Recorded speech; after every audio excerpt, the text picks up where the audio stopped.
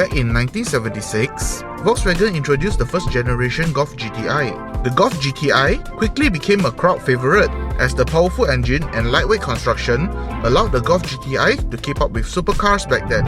After 46 years, the Golf GTi is still a hot hatch for many people who are on the market for a high-performance vehicle. With the 8th generation, Volkswagen Malaysia started locally assembling the latest Golf GTi to keep the car priced competitively in Malaysia. With that, welcome back to Carsick.my for another review video. This time round, I'll be checking out the latest Volkswagen Golf GTi and see if this car manages to live up to its hype.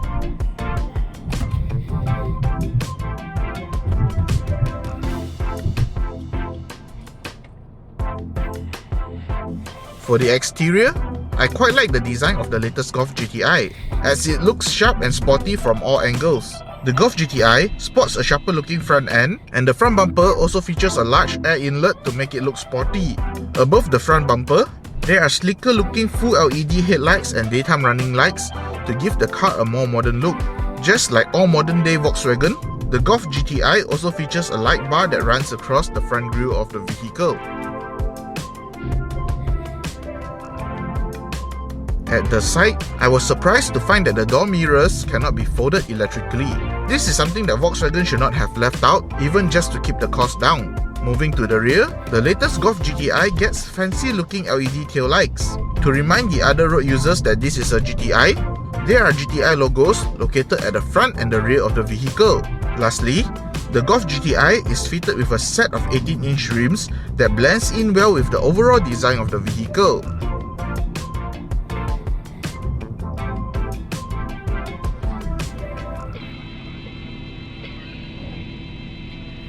Stepping on board, I was greeted by a whole new dashboard layout and design that was different from other Volkswagen models. This gives the feeling that Volkswagen have moved into a new era of dashboard design, which is refreshing. With this new design, Volkswagen managed to create a minimalistic looking dashboard by incorporating most of the in-car functions into the infotainment screen. On top of that, the ambient lighting is also more prominent around the dashboard to make the interior look more youthful. To complement the design of the dashboard, Volkswagen fitted the Golf GTi with two larger 10-inch screens to be used as the infotainment screen and instrument cluster. For the instrument cluster, it now comes with GTi-specific graphics inside it, where a large tachometer sits at the center of the instrument cluster.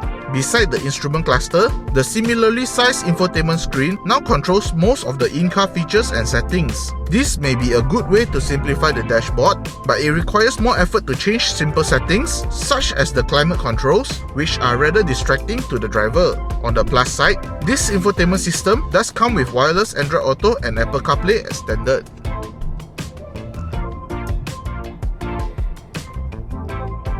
Being a car designed for the driver, the Golf GTi comes with semi-bucket sport seats up front.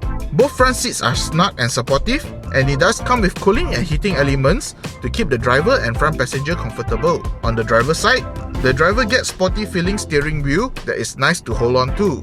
And for the passenger side, the Golf GTi gets ISOFIX mounting points on the front passenger seat. This means that the Golf GTi comes with 3 ISOFIX mounting points around the vehicle.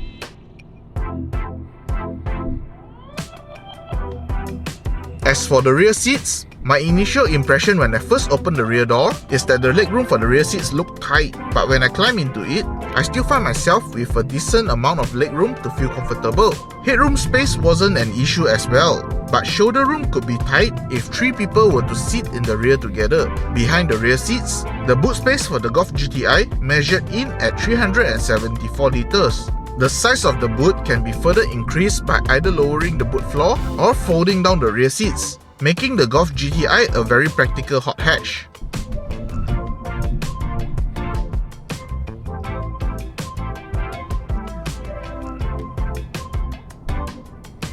Being a Volkswagen product, the Golf GTi is naturally powered by the familiar EA888 engine. The EA888 engine is a 2-liter turbocharged 4-cylinder engine mated to a 7-speed DSG powering the front wheels. Here are the performance figures for this powertrain.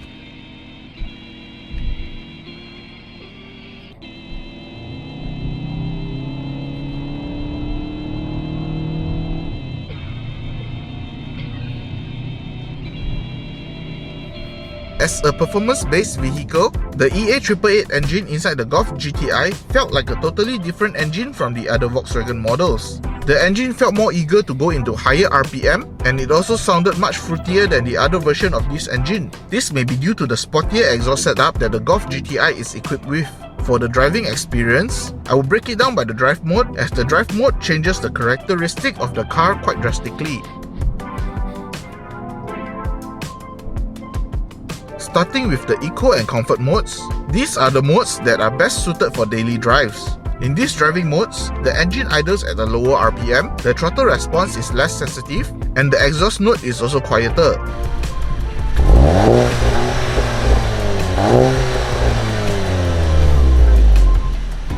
But these settings do not make the Golf GTi feel sluggish at all, as the power from the engine is still available on tap. Apart from that, the suspension is also in a softer setting, and the steering wheel is not as precise as in the Sport mode.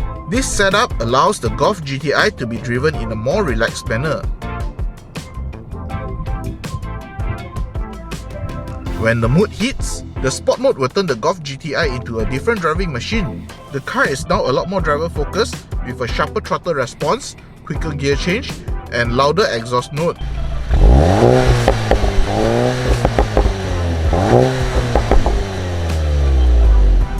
On top of that, I can hear different kinds of noises such as the intake noise, turbo spool, and wastegate release coming from the engine, thus enhancing the driving experience. And if the engine has been warmed up, there are pops coming out from the exhaust as well.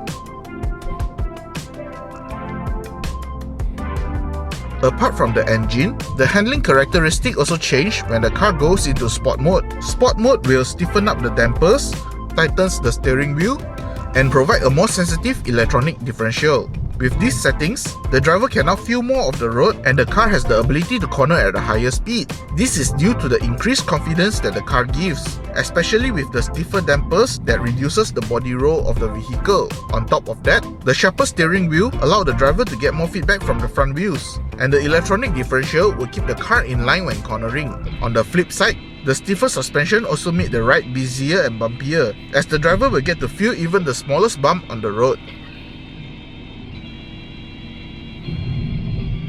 For those who want to customize their driving mode, there is an individual mode where the driver can select their desired settings to suit their driving style. As for the brakes on the Golf GTi are strong, and I really like the feedback that I get from the brake pedal, as it feels solid and assured when stepping on it. Safety-wise, the Golf GTi is only equipped with basic safety systems, while the driver assistance systems are kept to a minimum. For a car that was designed for the car enthusiast, I think it's forgivable to skip out on the other driver assistance systems.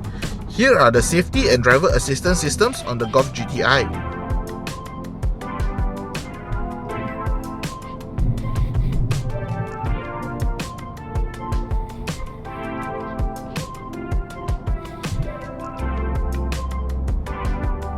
As a car enthusiast, I really enjoy my time driving the Golf GTi around. To me, I think the Golf GTi suits my needs over an Arteon, even though the Arteon is a much bigger and capable vehicle. Priced at 227,000 ringgit, I'm really surprised that Volkswagen can keep the price of the latest Golf GTi as close to its predecessor as possible. If you're on the market for something fun to drive yet practical, the Golf GTi will definitely fit into your lifestyle easily.